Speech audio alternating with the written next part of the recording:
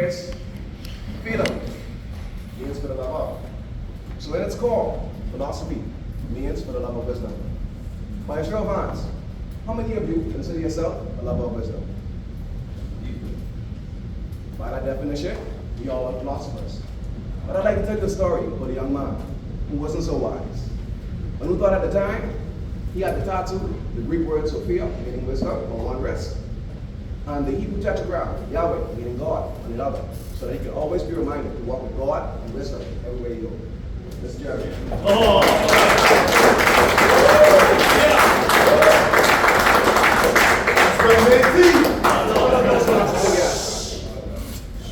I'd like to introduce you to three people who inspired me on my journey to become wise.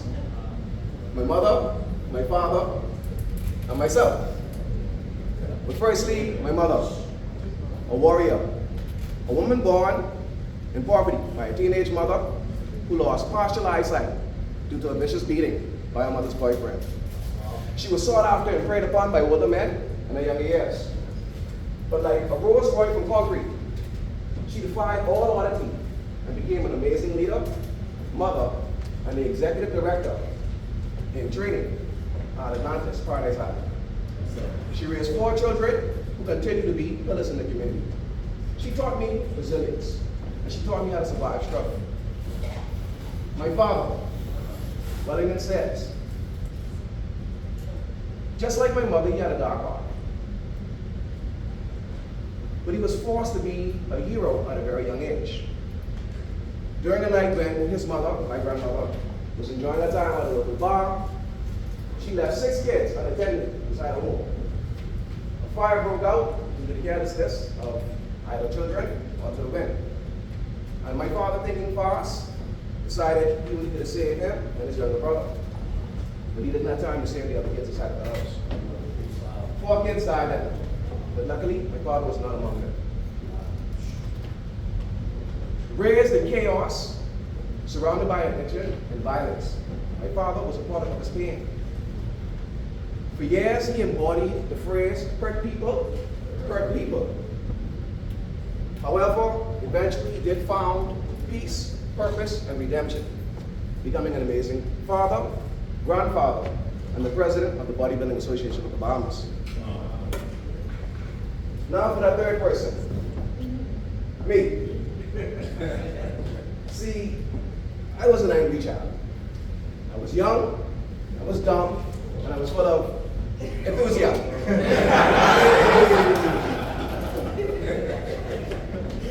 Before junior school, I had been kicked out of 4 schools.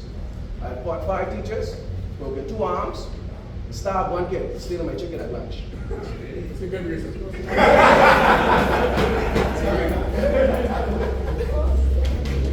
I was arrested more times than I'd like to admit.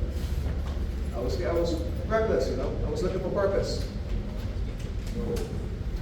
It was difficult for my mother to manage me. You know, she tried the best that she could. However, my father was very abusive to my mother, and I looked just like him. So many times when I would get angry, she would only see me in him. Indeed, the sins of the father and fall of the son.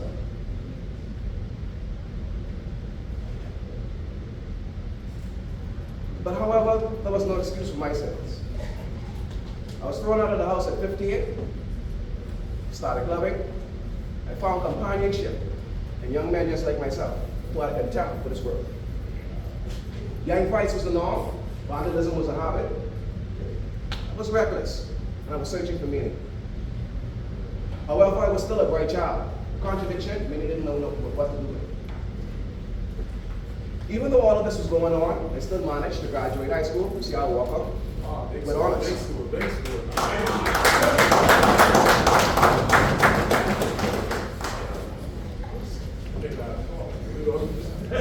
One night, once I was coming home from a chicken shop, I like chicken.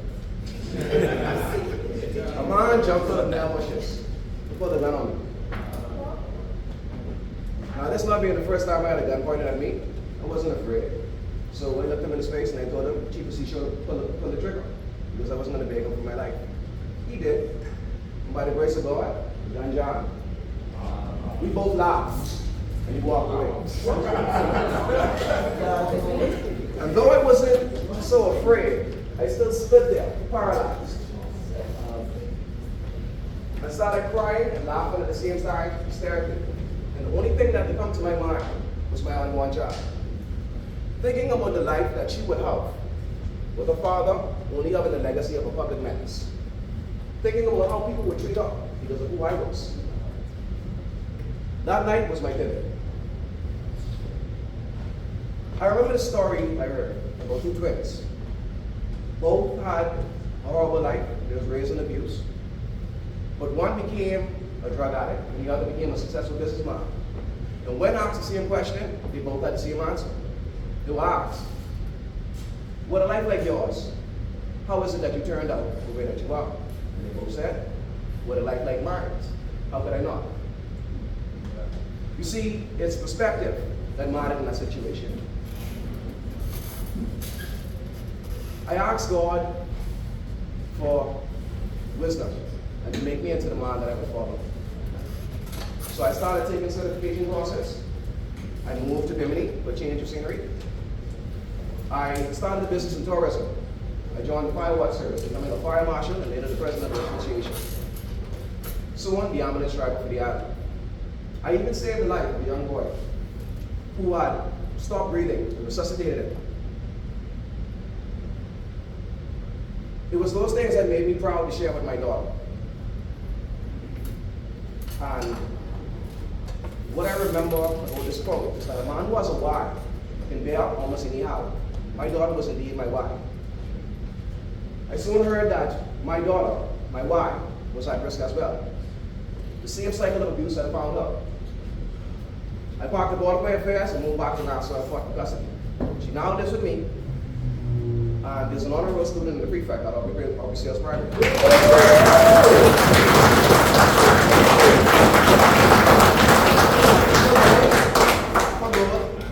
To be on the principal's list. She inspires me more than I can inspire her. And that's why I'm here. So that I can make myself into a better businessman, community leader. So I kept away the noose that I had around my neck in my pockets and traded in for a tie. And joined the halls. 69. Say 68. Today,